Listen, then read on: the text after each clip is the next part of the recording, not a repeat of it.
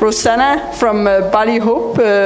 She's an ambassador for Bali Hope, an endurance athlete, and she will talk a little bit about the fundraising that they're doing. Bali Hope is one of the fundraising arms of the Bali Children Foundations, and we have Margaret, the founder of Bali Children Foundation, that will talk a little bit about the work that they do, the very important work they do for the children here in Bali. So the topic of the presentation, endurance sport for good, for education and for community awareness. Please join me up here, ladies.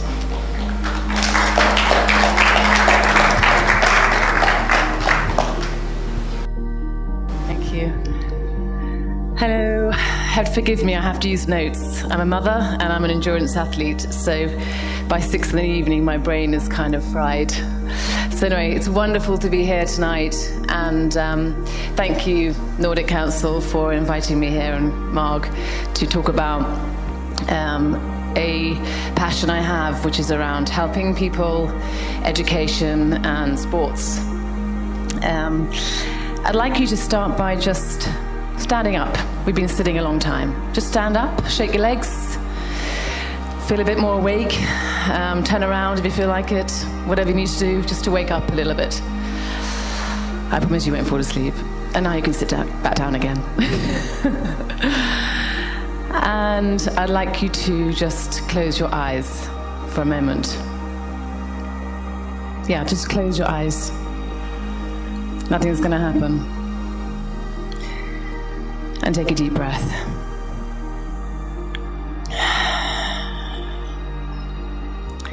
Why are we all here today? And what is it that brings us together? Are we here because we have something in common? I believe that the desire for greater connection and community sits deep in all of us, especially at this time. You can open your eyes and have a look around at the room. Connection, community, and have a smile at your neighbor. They won't bite. So this is the foundation of Bali Hope. Connection, community, contribution, and change. Through the focus on education and health programs primarily. And Bali Hope brings together endurance sport enthusiasts, elite athletes, everyday heroes, to participate in unique sporting events to help transform communities here in Bali. The athletes usually come from all around the world, at this time a bit more tricky. Education and health. What do you feel when you hear those words? Education and health. I believe that they sit in the core of all of us. We have a vested interest because it is these that take us into the future that we can't grasp, and especially during these times of uncertainty and transformation. So can I ask you another question? Does anybody run in the room or likes to occasionally go for a jog? Hands up. Okay, so a few of you. So this is this guy here, Tom Hickman. He was just a runner, a normal runner, not an endurance athlete or anything spectacular running-wise. And it was he who started this incredible foundation back in 2017 by running a solo attempt across Bali, 85 kilometers. So you runners out there, can you imagine yourself 85 kilometers just from an average runner to an epic attempt across Bali? So he's the founder, Tom Hickman. So this inspirational and dynamic man has founded the Bali Hope, and since then has partnered up with the Bali Children's Foundation, Margaret here on my right. And we run 2 yearly sporting events here in Bali. The Bali Ultra Run, the run that Tom attempted to do, 85 kilometers, and the Bali Swim Run, which is the event that I do every year. And my partner is over there, Alan. And so far, we've raised $450,000, which is pretty awesome. However, due to the COVID lockdown, we've had to come up with something very, very new. So the Bali Hope Challenge has come about in June. And this is a global virtual event, which to date has raised over $65,000 since June. As an ambassador for Bali Hope and as an elite athlete, as part of this, I completed a solo 12-kilometer ocean swim in Uluwatu back in July, raising $6,000.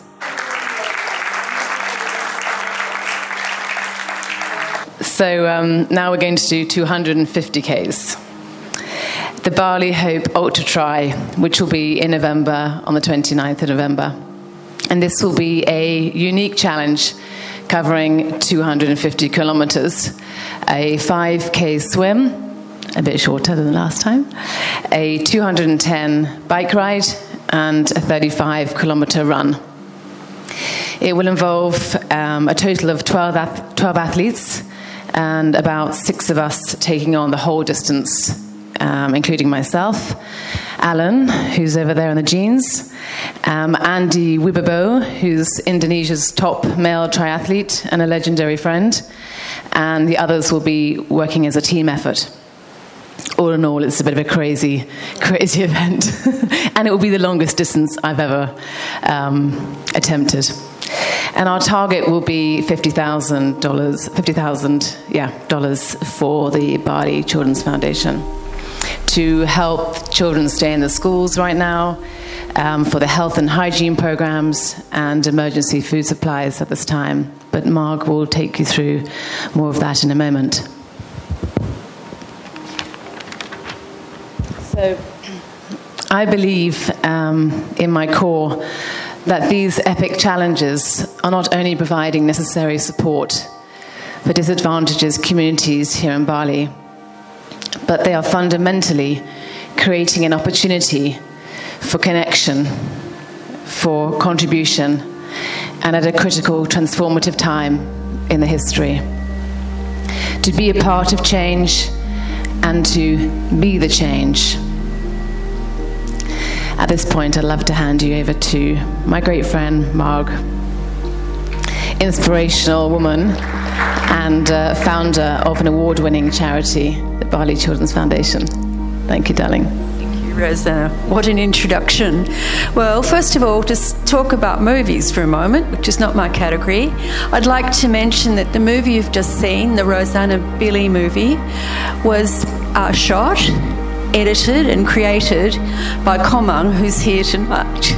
So it's local talent all the way, and so please give him a hand, because I think that's pretty good stuff. Fantastic. So, and the other topic we've been talking about is community and connection, and as I look around the room, there are so many people I've known over the years. Joseph, who I've met more recently, and Jerome's down the back, Terry, of course, Benny, who I've known since the early 2000s. And it's lovely to be in a situation where you can walk in and suddenly know people, so that's always great. So, Bali Children Foundation, we've been going since 2002, so we've been around a while. And like Bapak mentioned, Pakadika, we've seen it all. It started straight after the first bomb, we've had the second bomb, we've had earthquakes, we had the Songan landslide, we had Mount the Agung, and then of course the next earthquake in Lombok, and now we've got COVID. So I've been around the block a few times, and the key thing at each of these times is for us, as far as possible, to step in during the emergency stage and do what we can do, and to help with the recovery stage, and then get back to our core work, which is education. Is really what we're about. So we're doing exactly the same thing this time. We've had to move out of our straight thing of teaching in schools and providing education scholarships and go out into the field and do what we can. So we might get started and have a look at the sort of areas we work in. So we work all around Bali, but we do a lot of work in disadvantaged villages, remote villages, Baliaga villages, villages in Songan. So again, anywhere there's been a disaster, you can be pretty sure we're there. So Songan, the Gillies, North Lombok, North Bali, big centre there, Songan, and the west. And so you'll see that the route of the triathlon actually goes through a lot of the territory. And this is Swim Run, which is on Lembongan, where we do a lot, and I'll talk about that in a minute. But so it's all these different athletic situations have helped fund a lot of our work. Now, we've got 8,000 children on the program, so the sort of money that Bali Hope has brought in for us is really significant, because we've got pretty big budgets to do those numbers of children. The scholarships are mainly in villages like this, Baliaga villages, Siddhartha, Tigawasa, Padawa, and so on, in North Bali, and also very disadvantaged villages in Lombok. But, you know, people who have, these are villages that would traditionally have 60% of the population over 40 would be functionally illiterate. So that's kind of, you know, never been to school, or never any effective schooling. And that's really common. Even on Lembongan Island today, the over 40 age group is still, a huge percentage is still functionally illiterate. So even though, due to the wonderful work of Bali High and all of those who came in 1990, the economic outcome now is very different, but it wasn't, and it's tourism is what's changed that. So we, as well as teaching English in the schools, spoken and listening English so children can work in hospitality, we teach STEM, which was what that irrigation project was about, and at the moment we're doing a lot in terms of COVID learning. And so you can see the kids working in camps, because we're not allowed in the schools, so we do lots of camps all around the villages. And here they're creating a COVID book. So the children are creating their own content. They're teaching themselves about the problems with the virus, and in the process their parents are involved, the village is involved, and it's just a great way to get the message out at a really local level. It also means the children, this is all their own drawings, so they're pretty impressive, and it means the children can have some fun with good quality art materials, and it just gives them a really good break from what else is going on in their lives. At the same time, they're still learning a bit of English vocabulary, remembering a bit of English vocabulary, and, you know, next week they're doing STEM and they're learning about irrigation or solar panels or whatever. So it just brings lots of interesting outside things into these communities, and that's what we really work on, community, walking in, doing the teaching, getting the information out as far as possible. So it's pretty tiring, fairly time consuming, but it makes a big difference. So usually, so this is Lembongan. I'll quickly tell you about Lembongan. So as we know, tourism is there, lots of poor education in the elderly age group. But now many of the people have got their own facilities, their own tourism facilities, but their youth weren't very well prepared for it. They really didn't have the education skills in terms of English and computers that they needed to be able to compete with the foreigners coming in, and the people from Jakarta and the people from Bali. The Lembongan population didn't have that skill set. Thanks, kids. Thank you. So we've gone into Lembongan and we teach in every school on the island, and we teach English from grade 3 upwards, as spoken and listening. So there's a big focus on that. We also teach computers to years 7 to 12, and I mean the kids actually sit with computers, not look at them. And we're teaching STEM from grade 3 up. So that really heavy set of skills going into a community is, we hope, will make change. And everything we do with a plan. So the Lembongan project is an 8-year plan. We went in 2016. By 2024, we hope to have really well-prepared students coming out to empower the environment on that island. But as you saw, we're also involved in recycling, because there was a major problem with tourism that the island was disappearing under its own waste. And the local population didn't have much sensitivity towards it, so we tried to teach environmental studies through our English programs and our STEM, but it wasn't really getting anywhere. In conjunction with a local community group, Friends of Lembongan, Shush Ingram and crew, we started a recycle facility. Now, so that is actually a business, a for-profit business, but we still have to, we provided all the infrastructure and we're still supporting it to make it work. But that has meant that it's given us the chance to really teach about the environment as opposed to just talking about it in class, but it's absolutely part of it. It's in partnership with the DESA, and now everybody gets it, and it's super successful as a result.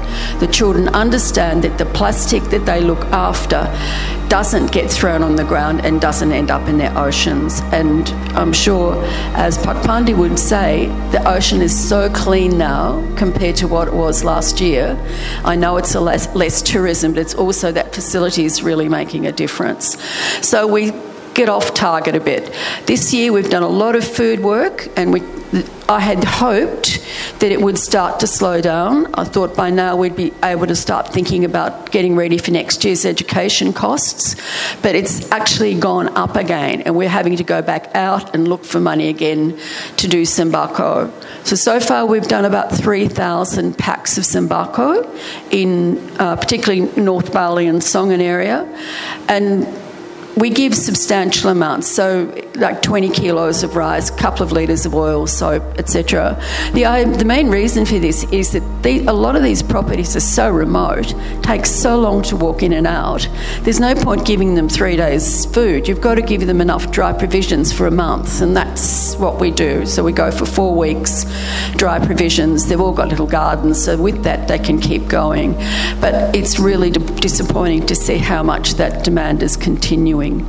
So that's pretty much what we do. We're incredibly fortunate to have Tom from Bali Hope as a social enterprise supporting us, and extraordinary athletes like Rosanna, whose spirit came out beautifully in her conversation today, Alan, who's an awesome athlete, and all sorts of wonderful people, not just in Bali, but I think we'll have about 17 countries around the world who'll be virtually joining in the challenge as well. So it's quite a big process. So anyway, thank you all for listening, really appreciate it. Great to see some friends here tonight. Thank you. Yeah, just to wrap it up a little bit, I just want to ask you all sitting here today, after you've just been watching the videos and what you might be feeling, because we are in a real crisis here in Bali with people not having enough food, no income, etc. So do you want to be part of something bigger than ourselves?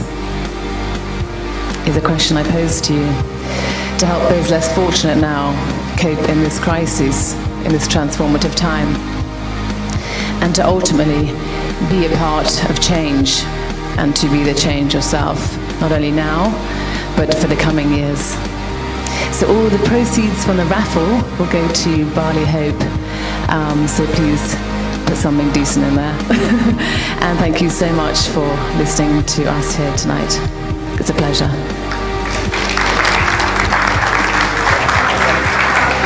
Thank you very much, Rosanna.